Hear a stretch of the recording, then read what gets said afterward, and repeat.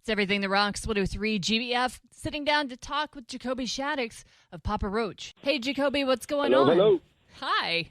What's up? What's up? Not much, man. How are you? We're excited. We just announced this morning that you are coming to Evansville at Ford Center on October the 4th. We're gearing up for that for sure. Oh yeah, that's gonna be a banger. That's with our brothers in Shinedown, right? Yes, along with Asking Alexandria and Savage After Midnight. Yes, that's gonna be a slamming tour. I can't wait. I don't think you've been to Evansville since 2007 when you came with Buckcherry and Hinder at our old stadium before they tore it down. Oh wow, so it's been a minute then. Yes.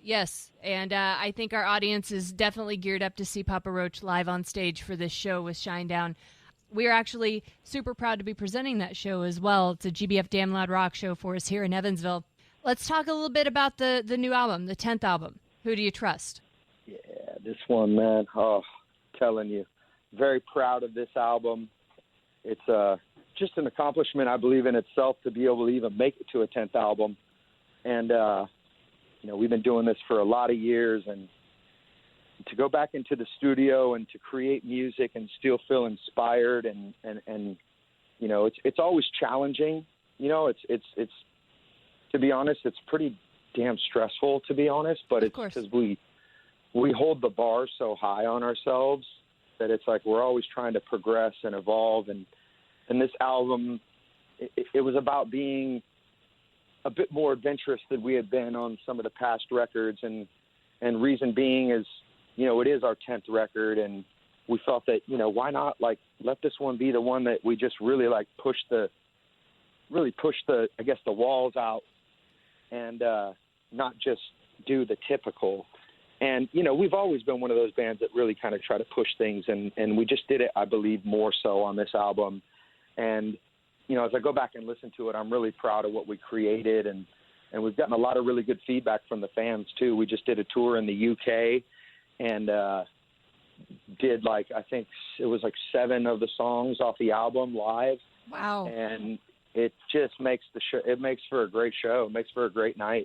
Absolutely. Now, I've got to tell you, I was a teen in the mid-'90s. So by the late 90s, for early 2000s, I was in my 20s. I have literally grown up with Papa Roach. Yeah. All of the songs like Last Resort, Scars, and even some of the newer stuff like Help, those have always resonated with me. And I don't know if it's because you and I actually share something in common that those songs resonate with me.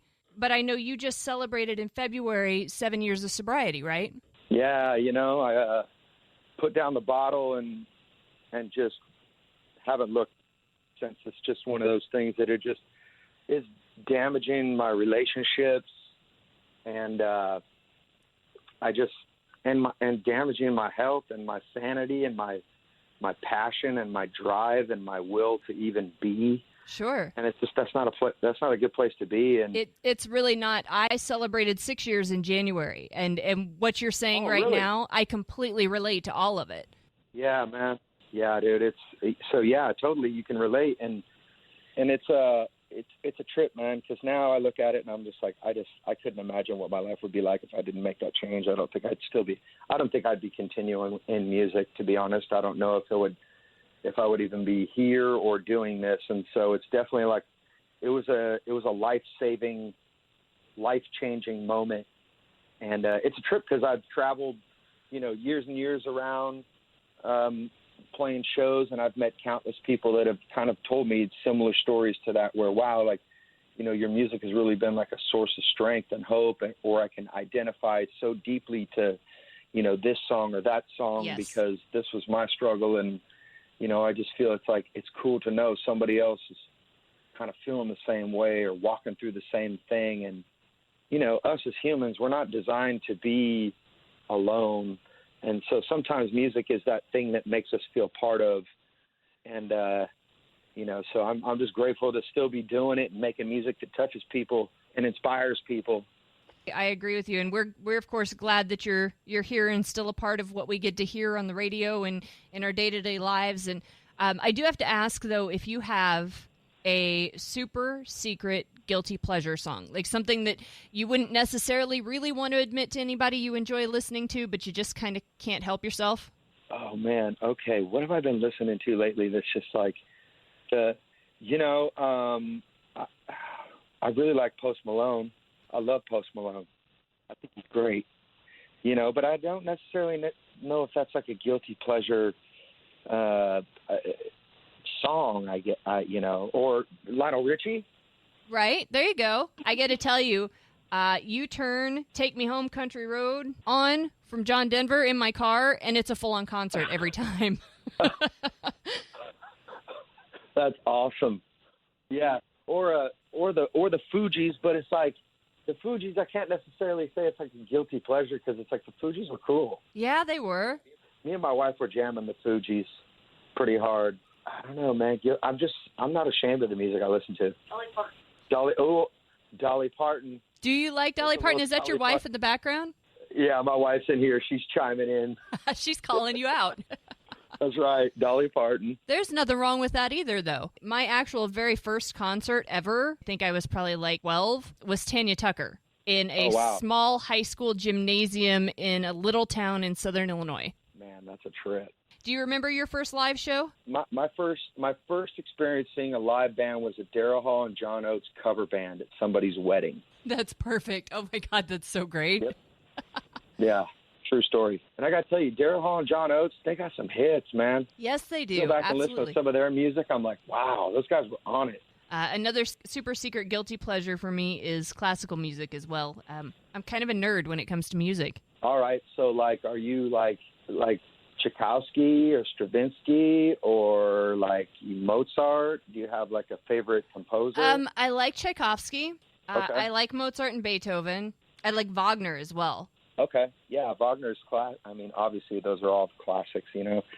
I grew up a band geek, so I know all that music. I played clarinet for 11 years, and so that was a passion of mine in school, and thought about trying to go to college for in music and stuff, and then I just got rock and roll just got its little claws in me, and I just never looked back.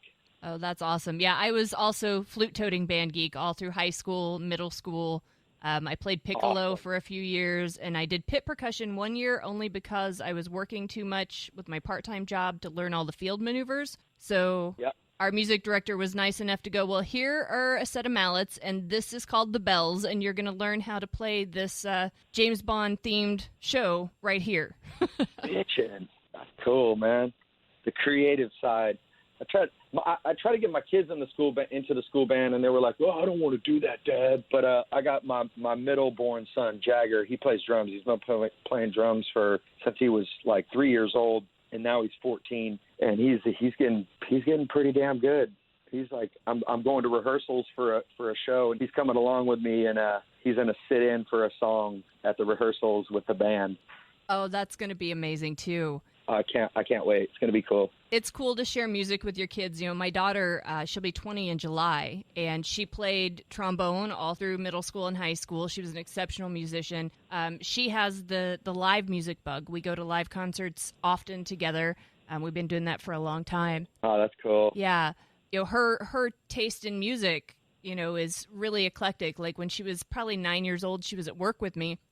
And one of the salespeople came up and asked her what she was listening to because she had her headphones on. She took her headphones off and looked at him, and she's like, "It's Lump from the Presidents of the United States of America." It was like he totally wasn't expecting that, Lump. Dude, come on. That's a classic right there.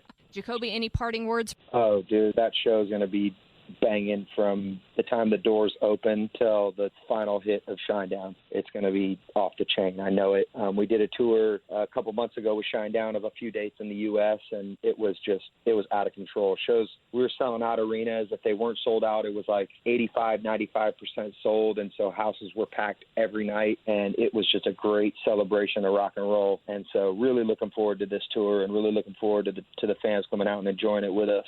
Let's hit this again. You're coming to Evansville, Ford Center, Friday, October 4th, with Shinedown, the Attention World Tour with Asking Alexandria, Savage After Midnight. Presale is this Thursday through our GBF mobile app, public on sale on Friday. We can't wait to have you in the River City on October the 4th. Jacoby, thank you so much, man. We appreciate you. Hey, most definitely, and appreciate y'all back, and thanks for supporting the music, and look forward to seeing you guys out there.